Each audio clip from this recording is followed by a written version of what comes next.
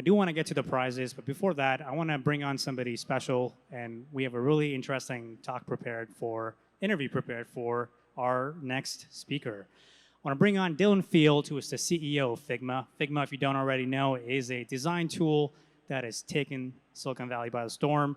It has fundamentally changed how we think about collaboration and just doing design at scale. And we're going to talk about how do we make good products, how do we think about building more consumer-friendly applications, and all things Web3. So please join me in welcoming Dylan Field from Figma on stage.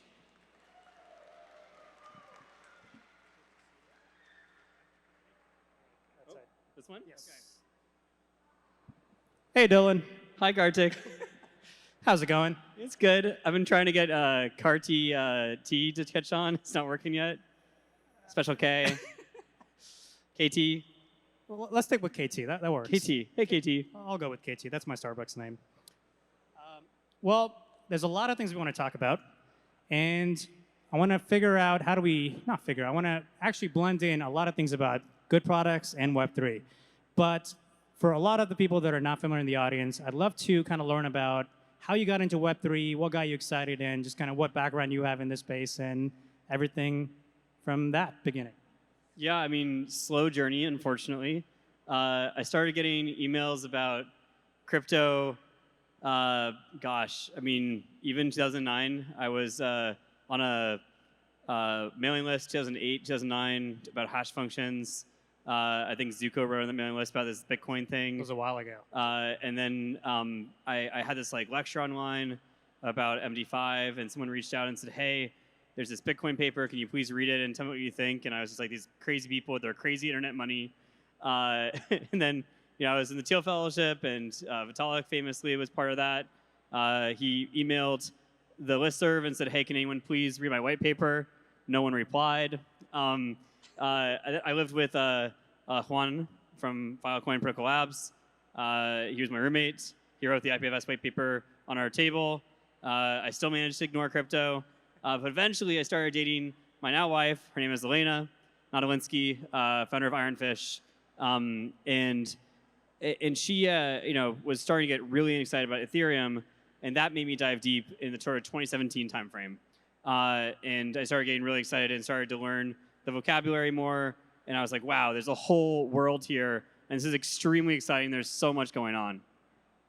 Absolutely. And Elena was at the very first ETHGlobal event 5 years ago. And that's how I know her. And it's been absolutely incredible. Yeah, she said we were actually with Juan and a bunch of Protocol Labs people.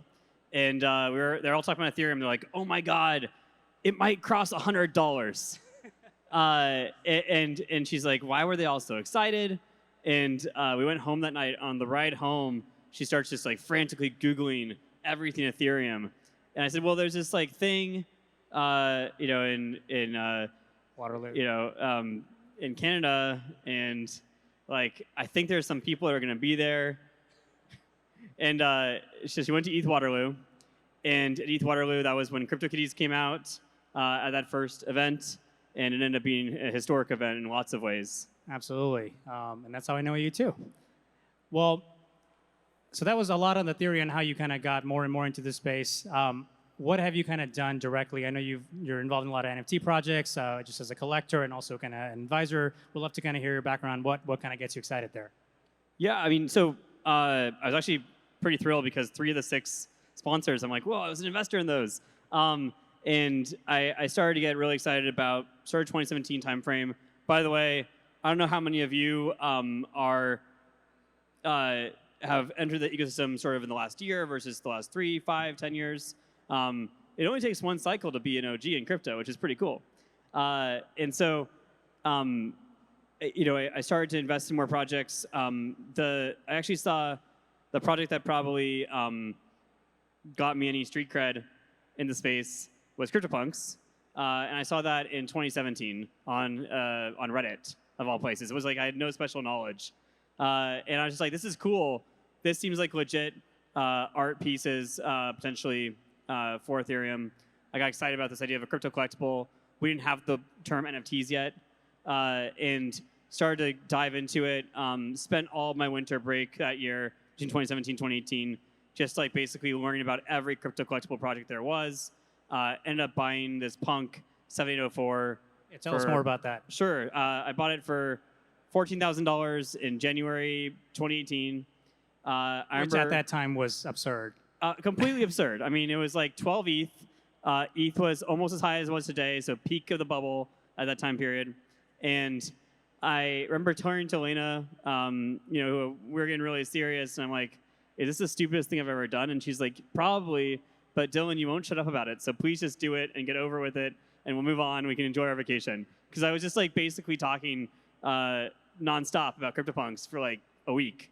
And she, for what it's worth, she was talking about zero knowledge stuff for like a week. Fair. She was going, oh, is there some way that you could like play Battleship on the blockchain without like both people knowing, where their things are? And those were interesting times. So we had some fun conversations for sure. And tell us how that story ends about 7804. So 7804, as CryptoPunks started to gain steam, I ended up selling it. I miss it a lot. Somebody anonymous on the internet bought it for 4,200 ETH. So it was quite a increase which over at the time was that. $7.5 million. Yeah, I think it was the second highest sale at the time. That's or it's the highest incredible. sale for a moment, and then people beat it really fast. Well, that was about a year and a half ago. How do you think about NFTs now? Are you still excited about them? Are you still kind of thinking of them as just kind of collectibles? What gets you interested in that category? Yeah, so I think NFTs are a mixed bag. I think that on one side there is real art that's happening in the NFT space, and I'm super excited about on-chain art. Super excited about anything that's like the smart contract is part of the art piece. I've never really been a believer of you have some file somewhere on the internet and the URL isn't a token and that's like an NFT. It just feels like not that innovative to me. I love seeing artists get paid. So if people are artists and they're getting money from that, all the power to them. It's just not what I am that interested in myself. I think over the last year, as more people have gotten excited about the NFT space, there's been more people coming into it. That money also drew people that were scamming people, that were not respecting copyright. And I don't mean like in a CC0 way, I mean like in like a I ripping you off way. And those are some really disturbing things to see, to be honest. And so I also started to see that like if you're somebody who had success in NFTs before, there were a certain class of people who are watching your every move in your wallet and would basically do some really shady stuff to hike up the prices of collections. And so I started to be afraid of like trading for a bit. And I think that NFTs do have some characteristic, as is crypto, of the more people that enter a system, the higher the price of a collection can go. And the more people that leave, the lower it might go. It's a little more nuanced than that, but that is the basic characteristic of a collectible. Art is a collectible as well. And so I think overall, I am excited about NFTs. I think that they're the future of media in a lot of ways, probably. And I think there's so much more to explore for NFTs. But I also am glad that the volume is going down a bit so we can get back to building. And we can also make sure that we understand how to guard against some of these behaviors that are less constructive. Absolutely. Thanks for that. And I guess maybe one thing I wanted to see how you think about this is that over the last couple of months, we've definitely seen a lot of generative art kind of come in. DALL-E, GPT-3, GitHub's Codepilot, Midjourney. A lot more experiments that are just kind of making it easier for us to kind of think about art that would just either not be possible or just is way beyond what we think is human capable. Do you think that sort of changes how we think about that entering in Web3 or just overall in this space? How do you think that affects this ecosystem? Yeah, I mean, I think first of all, the idea of like an art DAO that's actually autonomous is really cool. If you had a sort of AI system that's emitting art, and that art is then being sold, and there's sort of something that's self-perpetuating truly without any human in the loop, I think that's a really cool idea. I think that some of the general models are probably not that relevant to crypto right now, unless you're using it to create more work. Or maybe it helping in this way have artists earn more money because this is fundamentally a way for them to also make some income from their work.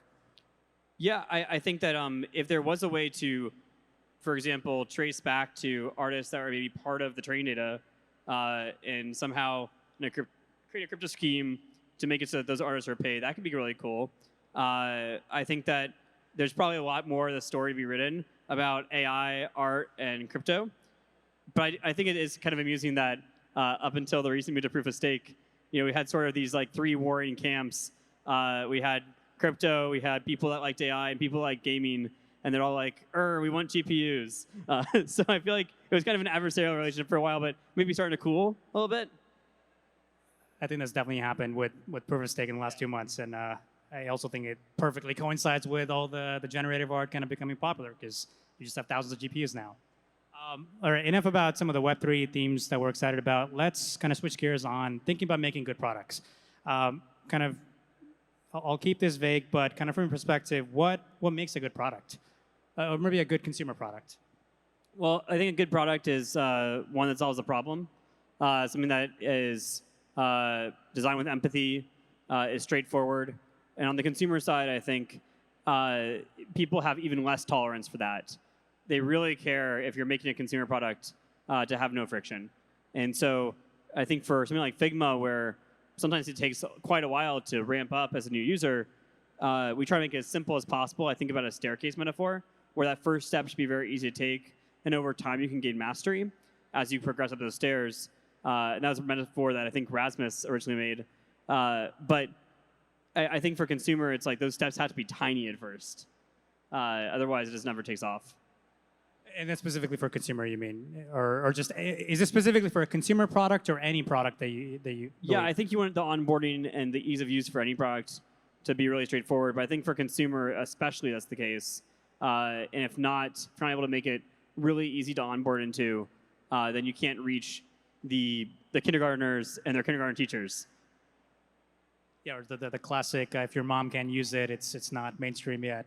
Kind of on a similar theme, I think a common criticism that Web3 gets is that it's a solution looking for a problem, or we're not really sure these are mass-scale problems. How do you think about, do you have any frameworks for evaluating product market fit, or what do you think kind of constitutes this is actually solving a problem or a need? Yeah, I think that there's a little bit too much emphasis sometimes in crypto on price going up, right? It makes sense because that's like the metric that everyone gets, and it's really easy to keep track of. But at the end of the day, if you're not solving a problem for someone, it doesn't matter, right? And so I think that usage is undervalued in crypto, and price is probably overvalued. And so I hope to see more products that are really focusing on making something that's useful for people. And I think that we're starting to see that. I think that people are really getting the message. And I also think that this is a unique time where we have a chance to hunker down when prices are deflated a bit and really focus on the building and making sure that we're solving core problems. And I'm really excited to see what's going to come out of this period. There are 1,700 people in this building, and we're going to see a few hundred of these things come out on Sunday. So I am sure we're going to see initial waves of what kind of happens. So that's definitely going to be exciting. Maybe kind of going back in time a little bit, I think when you started Figma, it was fundamentally changing how people think about design. Collaborative on web was not really as a common kind of practice, and you kind of had to figure this out over a few years. How did you kind of think about those moments where you were not sure, there's uncertainty around, will people want this, or you really believe this is how everything should work, but people were really not sold? How do you think about kind of battling through those moments, or kind of how do you think about just powering through this, and where do you get the will, and what's a good way of thinking about this thing as founders think about building companies? Yeah, I think you have to form a hypothesis of where you think the world's going. You have to then validate that hypothesis as much as possible. And the hard part is when you're trying to validate that hypothesis and the validation is not coming, but you really believe it's true. And I think that's like the part that no one can teach. For us, what was that for Figma? Yeah. Yeah, for us, like multiplayer editing was that way. Web was that way. So we asked people, do you want a design tool on the web? And they're like, huh? Do you want to work with multiple people like in a Google Doc on designs? And everyone basically said no. There were like one or two people that we found that were interested in that. But otherwise, people thought, this makes no sense. But as we built it and we tried it ourselves, we saw that there's real value. And we also saw that it didn't work if you didn't have some way to actually have that multiplayer collaboration. And so our own experience led us to believe this is very important, and we went all in on it. And I think it ended up being, the main differentiator of Figma, and eventually people came around. But there was some faith there. And I think that if you have that faith, if you feel that strongly, and you can do that over a long period of time, then sometimes there's rewards, and sometimes you are ahead of the curve, though. And I think the hard part is knowing the timing. Sometimes you are far too early. So we were talking about DAOs earlier, the sponsors. Aragon, right? 5 years Amazing ago, project, yes. and still going. But I think somewhat ahead of its time. Absolutely. And there's plenty of projects in crypto that are similar in terms of they were started so early, and it took a while for the rest of the ecosystem to catch up and go, wow, this is actually a problem that we need to solve right now. I'm sure you could rattle off like 12 off the top of your head. At least, yes. We'll remember those. Well, we don't remember the ones that came too late, right? But it ends up being that if you're just on time, that's really important. For Figma, we were on time because WebGL was a new technology that existed. With the introduction of WebGL, made it so we could actually build this in the browser, use the GPU in the browser, and make it very efficient. Whereas before, people had to use Flash, it was too slow, and you couldn't make a professional-grade tool online at that time. And I think the thing to comment here is that what you said is definitely true for the product side. And I think we kind of already see this behavior work really well in Web 2 and Web 3, which is everything in the infrastructure side follows the same pattern. Things must be, the WebGL argument here, it had to be there for you to actually build something that would delight the end user. And sometimes these things take time or they're just not performant yet. And we're kind of seeing that happen, especially as we're going to see how the L2 ecosystem has evolved in Web3 and now suddenly. Or stable coins. And stable coins just kind of getting massive. Prediction markets. You name it. There's so much that is evolving in the Ethereum ecosystem that's now these building blocks that are made possible. And you can come to a hackathon like ETHSF, and you can just go hack and build something amazing in 2 days. Whereas before, it was not possible to build some of these things at all. Yeah, and that's a good measure of a growing developer platform, because if things just become pluggable and componentized, that's when you get to a point where you just don't have to think about how something's going to work. It just works, and you build on the actual problem that you want to solve. And I know you won't do it yourself, so I'll brag for you. So much that is due to the work of the ETHGlobal team. So I think we can maybe give the ETHGlobal team a round of applause. Thank you. And it's support of everybody here, because we pulled out the event, but they do all the work. So I feel slightly uncomfortable taking the credit, but the rest of the team definitely deserves a big round of applause. A couple other things. Well, one thing we've definitely seen in the last 2 years is a lot of companies in Web 2 are getting more and more interested in Web 3, whether it's integrations, coming up with their own solutions, or their own competition. And a lot of them are starting to integrate and launch things at scale for hundreds of millions to billions of users. Do you believe that's kind of the only way to think about mass adoption, or do you believe that more companies in this space are going to become category leaders and kind of actually displace them because they're Web3 native? I think it's a combination of both. I think we'll see Web3 companies take that main stage and make it so that they're able to, some cases, disrupt incumbents, some cases, probably more cases, create new areas that hadn't ever existed before. I think that Web 2 entrants should be welcome, though. And I think that when you have these entrants that are going to make it so that more people know about Ethereum, about crypto in general, and they'll be onboarding all sorts of new customers and users in the space and developers, I think that's a good thing. And so, I think it's sometimes tough because oftentimes, in order to make the user experience really good, there's some element of centralization that happens. And obviously, decentralized computing is such a part of the value set of Web3 and of this ecosystem. And the correlation between centralization and distribution is also very strongly tied. Exactly. And so, also user experience, though. And I think, though, that even when that tension exists, I think it's worth calling out, but ultimately it's important to welcome those players. I kind of want to, this is extremely helpful. And yeah, I don't think it's a bad thing at all. If we see big tech companies integrate anywhere from Web3 primitives to just direct protocols in their application flow, I think that's a win for our space because it gets more people excited, it gets more people in improving those platforms. And fundamentally, we win at the end of the day, all of us. I also just think it's amazing. Like 5 years ago, could you even imagine having this conversation? Like that would be just wild. I mean, to just name them directly, Facebook launched 1 billion plus users getting access to NFTs on Instagram, and that's still insane. It's an actual announcement. You can buy these things on Instagram, and I would have never assumed this would be a reality. And you can't think we about didn't even that. have the term NFT 5 years ago. We definitely did not. So just the momentum is absolutely insane, and these things kind of come out of events like these. I want to end off by asking something a little bit more serious, which I think you're in the perfect position to give advice on. We've kind of seen, just elephant in the room, the economy is not doing that great. We're seeing interest rates hiked up. There's an energy crisis. People are, they're anywhere from mass layoffs to people are just worried about what the next couple of years would look like.